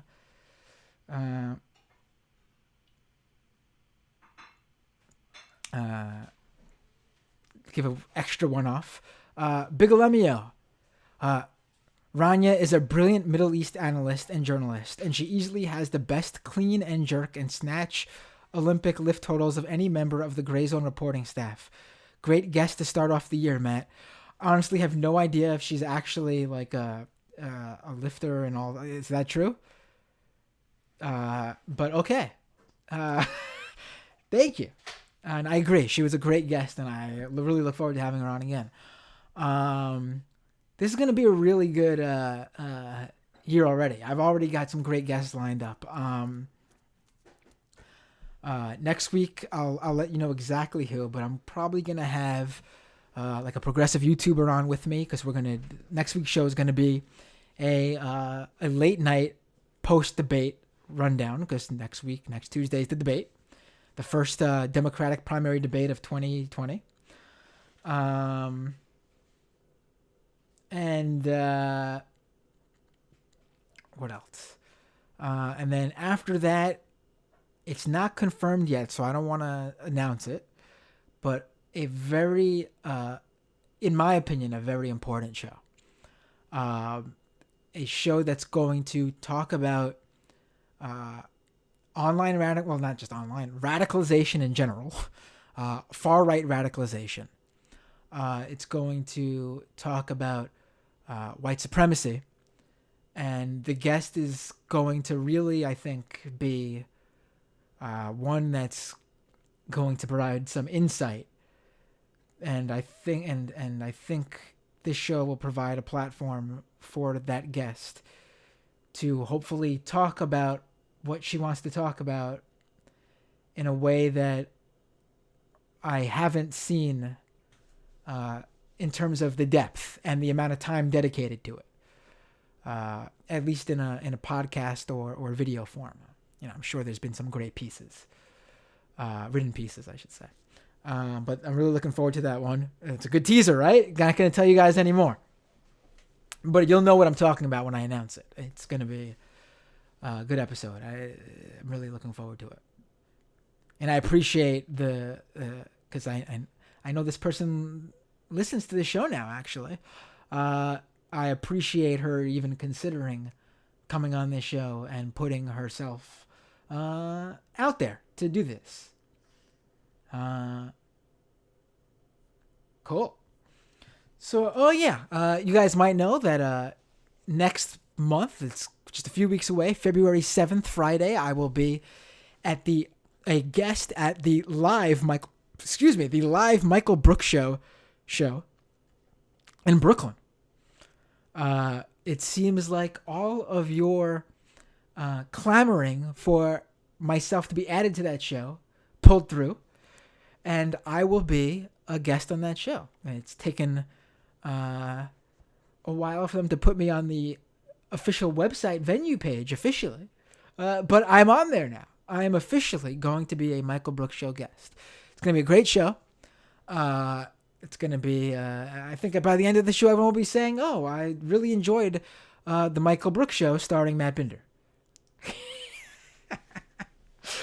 All right. Man, he's going to hate me if I pull any shit at that show. I will be on my best behavior, Michael, I promise. Why am I even bothering? Michael doesn't listen to this show. Give me a break. All right, let's get to the oh boy, someone I'll just say that someone has again, it's not official yet, but someone has guessed the right guest in the comments. It's not official, but we're in talks. And it's gonna happen, I think. But the question is which day. We're working out the details.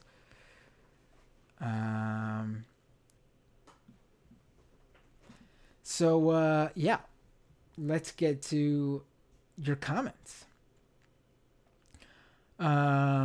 Midnight Pizza Man at the start of the show said that their favorite part of the show was when there's the countdown in the beginning. Thank you, Midnight Pizza Man. Good to know that you enjoy the countdown.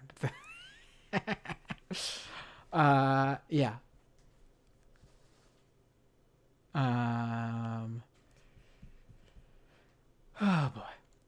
Big Lemio says, get your tickets for the Bell House, gang. Michael Brooks and Matt Binder will both be there. I'll also aim to make it for the I know Michael is a big shot and he sells VIP tickets for like $75 or something like that. Which, God, I'm astounded by the audacity of doing that. But to make sure you guys get your money's worth, I'll be there for that. I'll aim to be there for that. Maybe after saying that, they'll lock the door on me and won't let me in for that. But I'll try to make sure you guys get the most bang for your buck.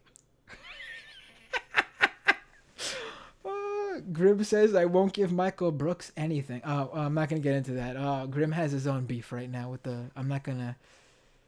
Let's not bring that into this. Everyone's friends here.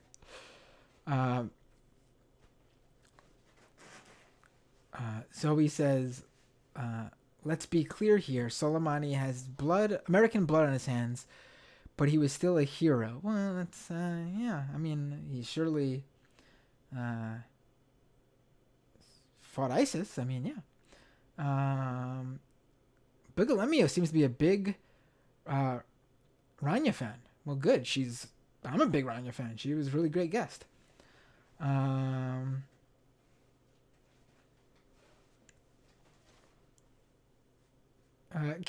Kennedy's. I'm going back to read that Kennedy's making fun of me. She went, and when I introed the show, she said, "LOL, this MF said salami." Yeah, that's what I'm telling you. The friggin' thing, it auto-corrected, and me like an idiot, I'm just reading it without thinking, and I just read what's right in front of me because I prepared the intro, because the intro. I gotta also do the production for the intro. When I'm just talking to the guest, I can just pay attention to talking to the guest. But in the intro, I gotta make sure everything's down and then bring up the intro music, and then at the same time bring my voice up, and while I'm talking, bring the intro music down also while I'm reading the intro. And I gotta make sure the levels are correct and I'm not peaking because it's the first time my audio's up. And then on top of that, I got to make sure that I bring my guest up on time, and then I remove the countdown and the Doom logo to bring me and Rania, or whoever my guest is in that episode, up on the screen. I got to do all that. I don't have a Matt and a Brandon or Brendan or whatever the fuck his name is, or a Jamie or whoever else people have. I don't have that for my live shows. I gotta do it all myself. So, yeah. For all intents and purposes, in the intro, that motherfucker's salami, all right?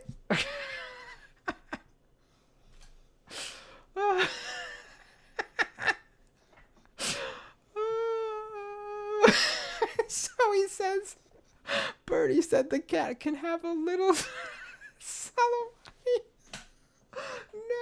don't do this to me. Oh my God. Bernie said the cat can have a little Soleimani. Ryan says, speaking of Bernie, did everyone see he hired the guy Sleepy Joe told to vote for Trump when he asked about his immigration? Right. Bernie brought on you guys might remember that video of I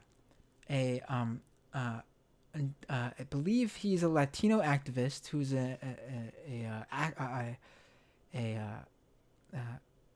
speaks out for undocumented immigrants. And he apparently worked with Obama or for the Obama campaign or was a liaison with the administration or something like that with the Obama administration.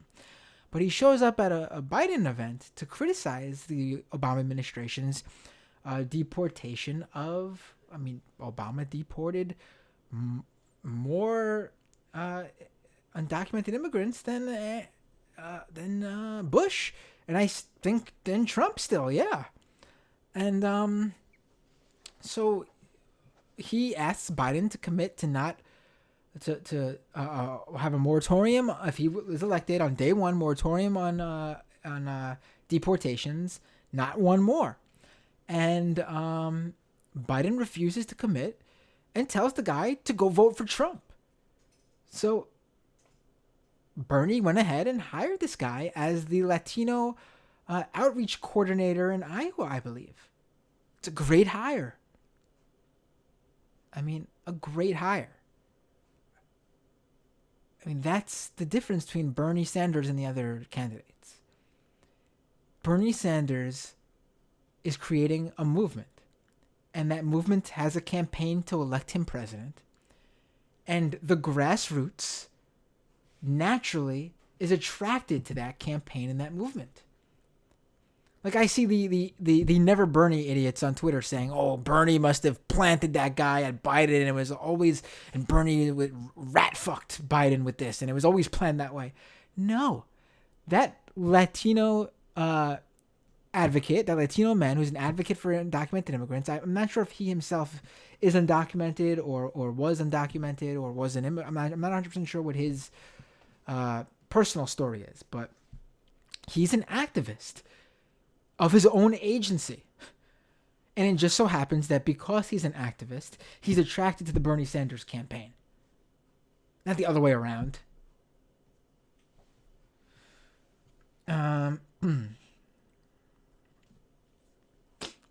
Zoe says American foreign policy in the Middle East, bomb shit, get oil, stocks up. Right. Millions dead, no problem. Knight B on Periscope says, need peace around the world, not another stupid war.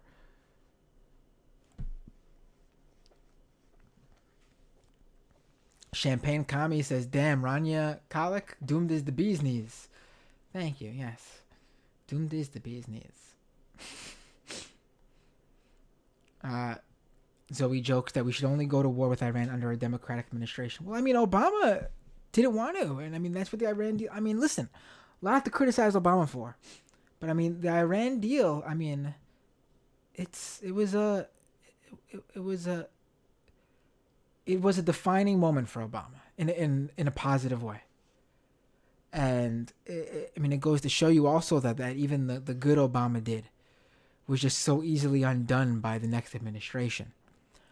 I hate to say it for people who like Obama and for the good that Obama did do. Obama's legacy is pretty much, there's nothing. It's all been undone. The moves he could have done, judicial appointments, the things he could have done that would have had a long-lasting effect that just couldn't be undone like that. It just wasn't done. The Paris Agreement, the climate agreement, what else? I'm having a mental block right now, but when it comes down to it, we're just gonna remember the ACA, I guess, and even that, the purpose of that, we're striving towards, is that obviously keep the ACA until Medicare for All gets passed, and the transition must be directly from ACA to Medicare for all, and then poof. I mean, that's Obama's legacy. I mean, obviously, he'll be remembered as being the first black president, which in and of itself is a major deal. I mean, that's not something to scoff at. That's super important, and he should have that. I'm glad that's something that can't be taken away from him by Trump or anyone, obviously. But I mean, in terms of policies and things he did, I mean, sorry. And I mean, it just goes to show you why you need to treat your time in office as if the next president, the next administration will act against you or be for the other party.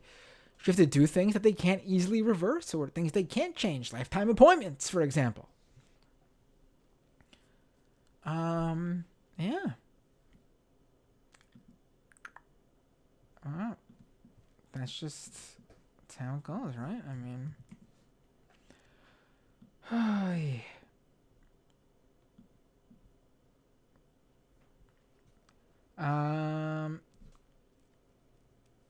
Ryan says Rania is a lifter and a journalist. Being a part of two of the U.S.'s most hated demographics must be rough. I didn't know she was a lifter. Wow, damn. Bigelemio says Max Blumenthal has been interviewed by Jimmy Dore and Michael Brooks. Does that jeopardize his credibility? What? I don't know what you're talking about. I want to get Max Blumenthal on the show. Got to reach out to him. I haven't reached. It's not like I've tried. I just haven't. I'm working out the scheduling and figuring out who to get on, and he's on the list. Got a big list of people. Everyone from Max Blumenthal to Rob Delaney. I haven't reached out to him yet either. But, yeah.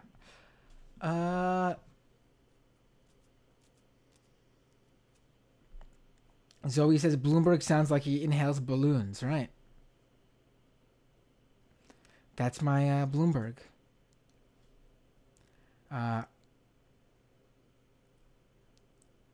Ivy Madison on Periscope about the new trade agreement. It's not even that much different than NAFTA. Right. It's basically very close to the same thing. Kennedy says, excellent guest, excellent interview. RMR Good Game says, yes, Matt and Rania.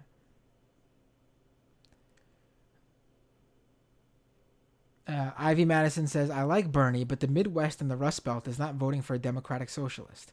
Well, I mean, Bernie in the primary, he won Michigan and Wisconsin.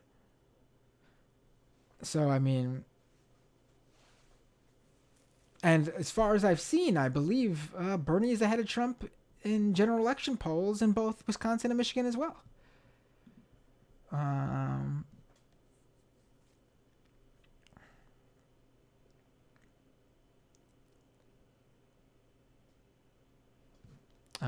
Kennedy Crouch says, this interview has been so good. Thank you.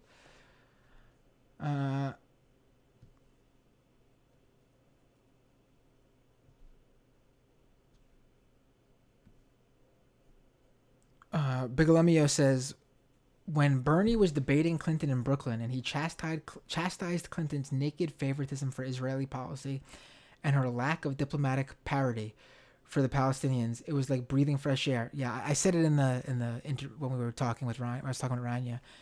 It was a major turning point, and I was sitting there just in the room next door, and watching it on the big screen, and it just. You could just when he said it, it's a moment I'll remember. Like, there's moments you remember where you were and you remember how you felt when you were there.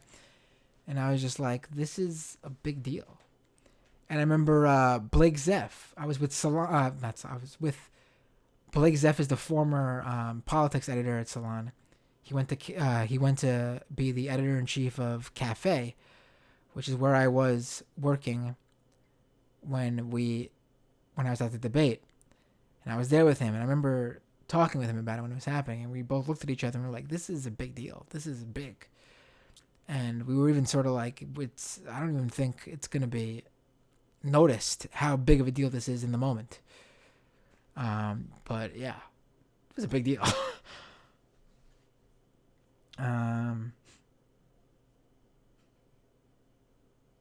Oh, you guys were wondering what I was drinking in the. It's oh geez, the chroma key is it's Pepsi.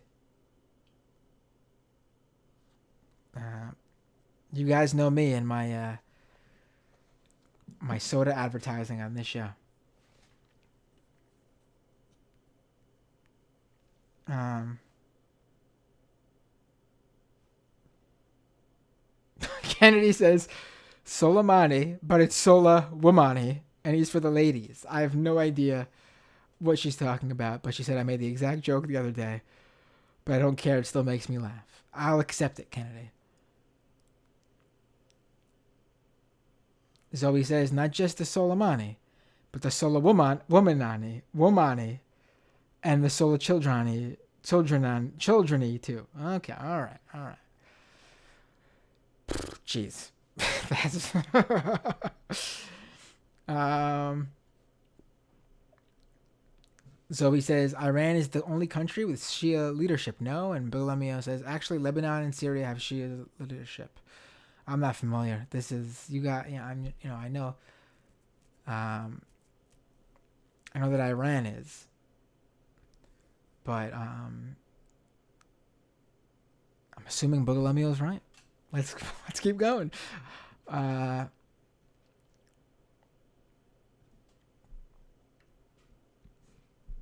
Kennedy says they're gonna inject us all with halal. Let me tell you guys.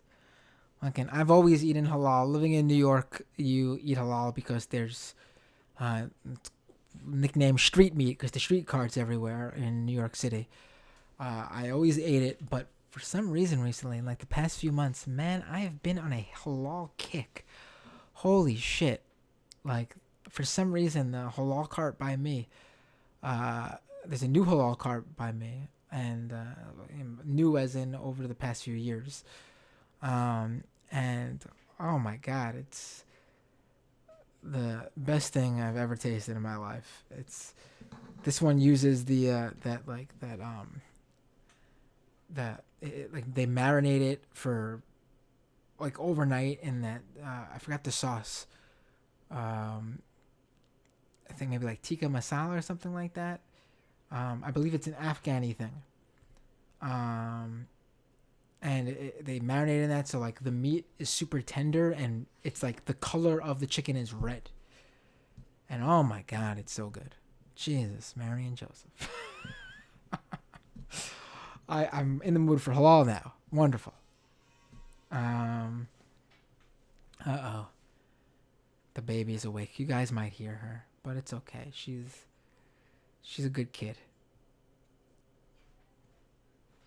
How long have we been going? All right, another like 10-15 minutes of the second half of the show. Rad Dad Redemption with the best screen name says no war but class war, right?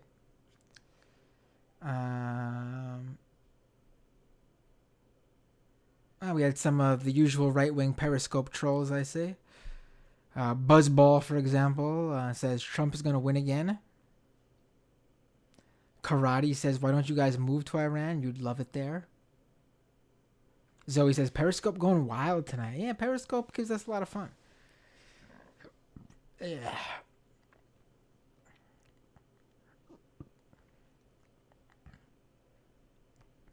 New Hunter says Trump will bring peace with Iran within a few years. I mean, maybe they'll do it strategically to be smart, so he doesn't do anything irrational like he likely will if they don't do that. But it's not going to be some sort of... it's not going to be the Iran deal, I'll tell you that much.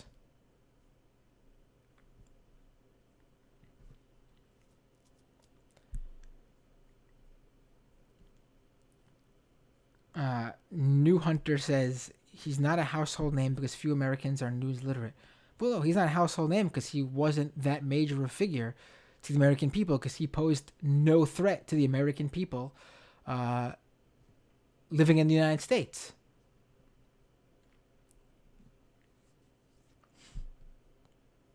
Oh, I see. The Sean Zone was watching. I know Sean Zone was one of the major people, one of the handful who were clamoring for me to play one of my old punk band songs. So hope you enjoyed Sean Zone. Inner Bangs, when I was on with Rania, said, "Oh my God, you two are beautiful."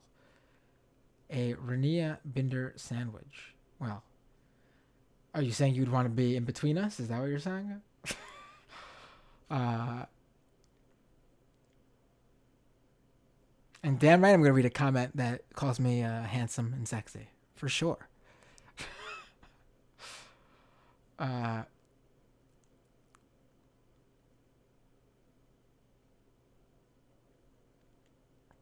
uh, and Barakash says, "But when you don't believe in Jesus, those cultural sites Trump wants to bomb are not important."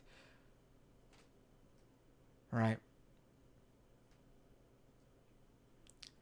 Uh, Karate says, "It's okay if they attacked our embassy," and Zoe rightly responded, "An embassy isn't a cultural site."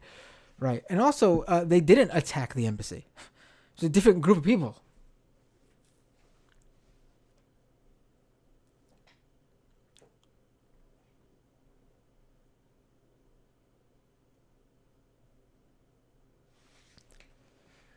Uh, what else? FTW all day laughing at the hacking power grids, right? Zoe says, "Breaking news, Juan Guaido just announced himself as Iran's new supreme leader." I'd like to see him getting tossed over the gates, too, there. Uh,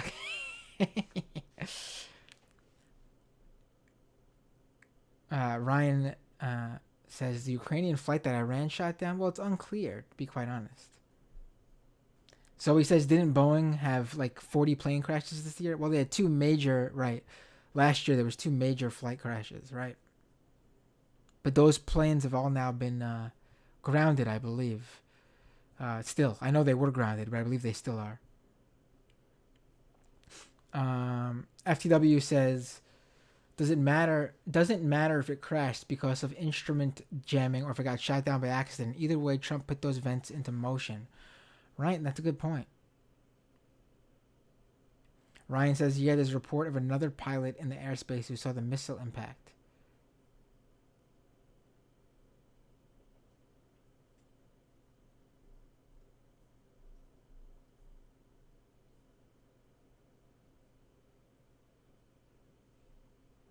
FTW says, "It was a chaotic night. There was military jets on both sides of the borders in the air. Either way, it's Trump's fault." Titans Troy D on Periscope says, "They have video on the news, goof." Zoe says, "Who shot it down?" Well, I mean, I saw a video that was shot by someone who saw the plane, and all you see is the plane flying across the sky, and then you see it going down, and you see in the distance a crash. You don't see anything before that. I mean, again, there could be other video with another angle or something. I don't know, but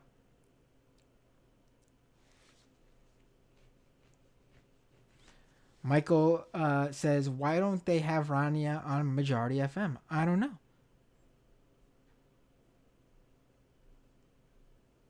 I think she was on a couple years ago. Token Reformed Libertarian says, "AOC hasn't backed down yet." Yeah, I think what happened with Rania's tweet with AOC is she had people DMing her, and when you have that amount of followers, holy shit, you can't even. I mean, as someone who has just like close to 40,000 followers, if I have a viral tweet and a bunch of people are replying to it, it's hard to just keep track of that. I could only imagine with millions of followers and every tweet going viral what she's dealing with. So when you got a noticeable amount of people telling you something, hey, you shouldn't have done this, you shouldn't have done this, the safest bet is probably to undo it and then look more into it.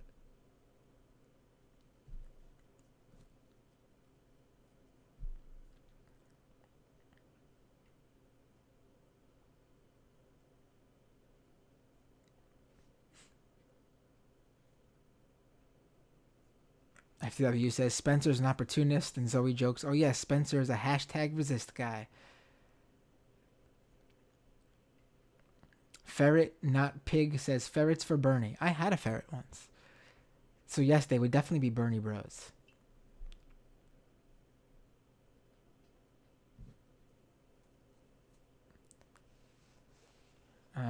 Salami Mommy says, rest in peace to Hoaxy, right? Zoe says, sad news, R.I.P. Hoaxy, right? Token says R.I.P., right, for sure.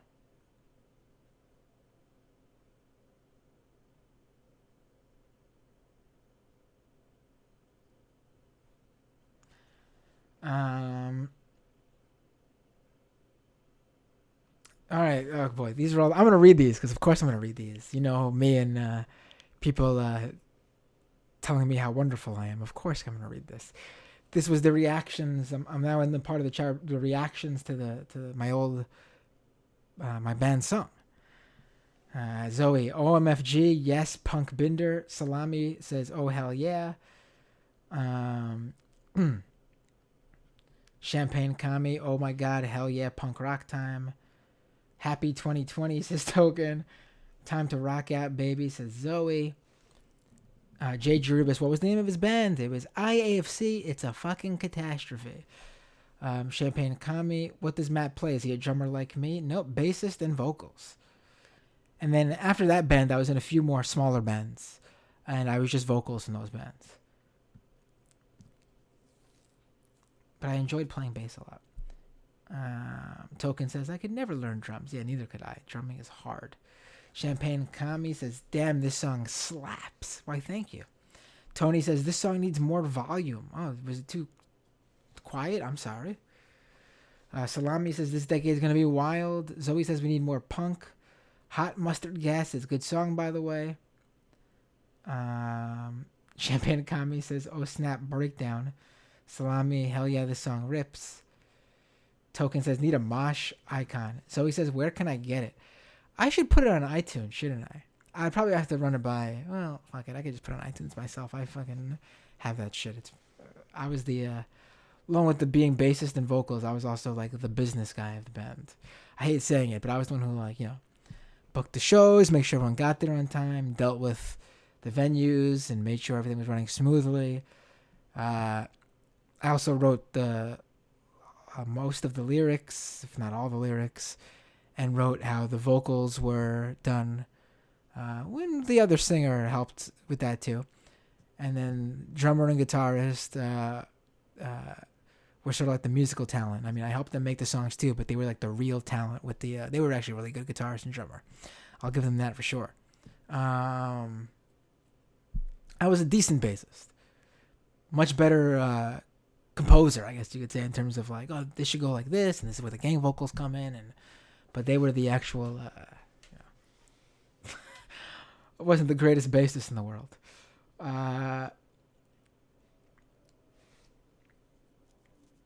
Token says it's a fucking catastrophe. 2020, part due, right? Redo, right? MySpace was good for indie music, Champagne Kami. It really was. And then they ruined it. My dad says, song is from half your lifetime ago, dude. Right.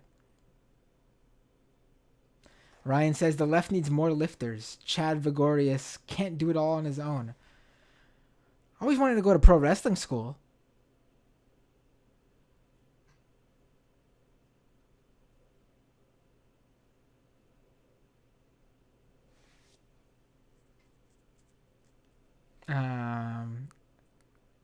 Dorian says Matt needs a producer. Yeah, but to do that, I need a budget, and we're not there yet. I don't got 3,000 patrons like Michael does.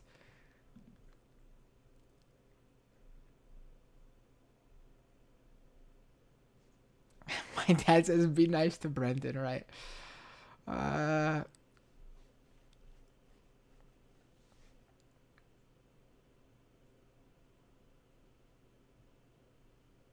Lord Ariane says Obama may as well not have been president with as much shit 45 undid. We went from Bush to 45, right? It feels like that, doesn't it?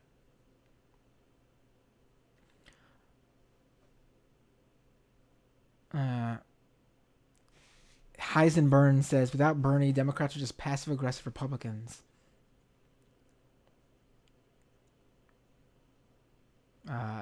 Heisenburn says, Obama was anti-Israel too. Wait, what? Obama anti-Israel? So we said the same thing. Obama anti-Israel? I don't know what you're talking about. FTW all day said to an extent, Zoe. What are you talking about? Absolutely not. Are you kidding me? Enlighten Up asks, is there another debate next week? Yes, there is. Tuesday.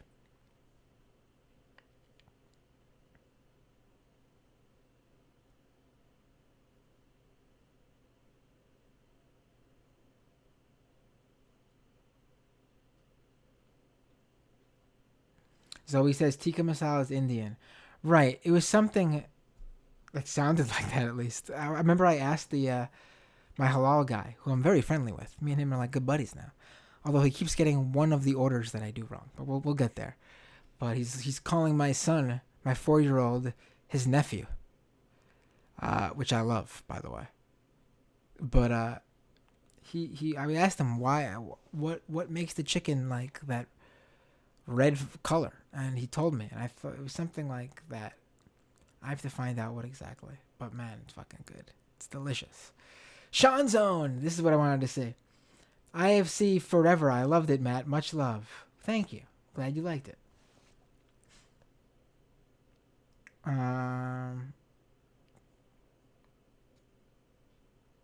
FTW says protesters vandalizing an embassy can hardly be called an attack. Absolutely. Hot Mustard Gas said, did you read my super chat? No. Okay, that means I must have missed it. Let me open up, because there's a section on YouTube where you could specifically see all the super chats, and I didn't have that open. So I guess I must have missed it when it was in the feed.